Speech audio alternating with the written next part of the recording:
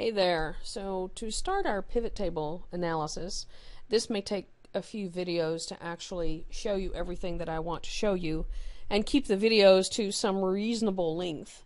And so what I want to start with first is I'm going to talk through how to look at some of the demographic data. That's probably one of the easier places to start.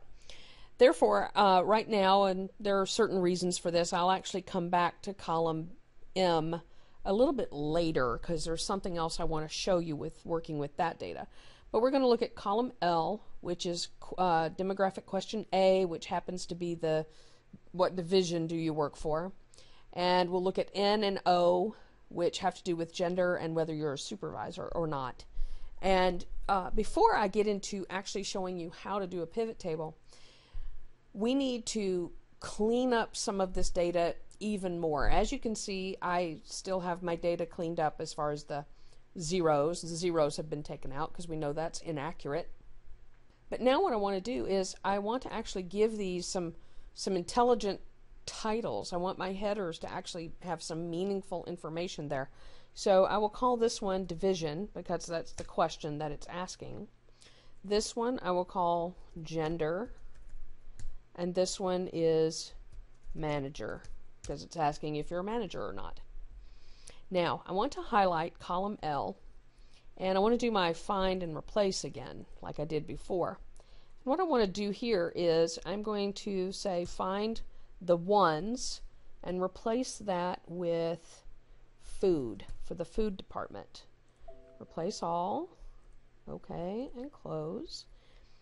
And I want to do that again, and number 2 will be housekeeping. Replace all. Okay, and then 3 will be maintenance. Replace all.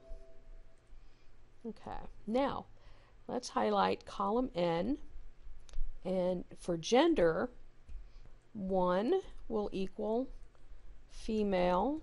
And how I'm coming up with this is that when you look at the survey itself, when it says, you know, what division do you work for, the very first option is food. So I'm assuming that 1 equals food, and that's kind of the logic that I'm following. So let's replace all. Okay, and then 2 will be male. Replace all. There we go. Now the last one here, I'm going to highlight column O, and 1 is going to represent manager because yes, I am a manager. Replace. And then 2 is non-manager. Let's do that. Okay, and there we go. So now we have everything that's in a more intelligent format, something that, and you'll see what I mean when we actually do the pivot table, that this is actually going to be very, very helpful to us. All right, now to do a pivot table, you have to have your cursor on a cell inside the data somewhere.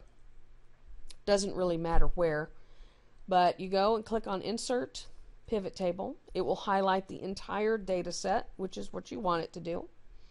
And I'm going to have it put this pivot table into a new worksheet. And that's the way I tend to do it because I want to have my pivot table separate from the data for various different reasons, but I'm going to leave it like that and click OK. Now, what can I possibly do with this? All right, so for division, for example, I want my division to be rows. I actually want it to show up as rows. I also want my division to be counted in under the values. So you see here where it says in the bottom right hand, it says count of. So this is count of, let's see, yeah, count of division. So that counts how many of these responses were from the different divisions. So this actually gives me very quickly a count of how many people work in the food division, how many work in housekeeping, how many work in maintenance. And what's cool about this too is that I could copy and paste this. I can actually take a picture with a snippet tool if you've ever used that, and I can actually plop that right into my lovely paper, my results section, my analysis section of a research paper, if I want to do it that way. I can also take this information, go to the Insert tab, and click on the bar graph, for example. And that shows this information in the tabular format, in a graphic format. And this can be copied and pasted into a Word document as well, which is really nice. Now, the great thing about pivot tables, which I think are fabulous, is that I can manipulate this information as much as I want to, and this little table over here stays put, this lovely graph stays put. So for example, if I want to take division out, let's say I want to look at genders. Okay, so now I have, however many people filled this out, how many were female, how many were male, and I also have a graphic representation of that. And if I want to, I can put the manager, non-manager in here, and it will show me that there are 12 managers and 64 non-managers. So I hope this helps get you started in learning how to use pivot tables.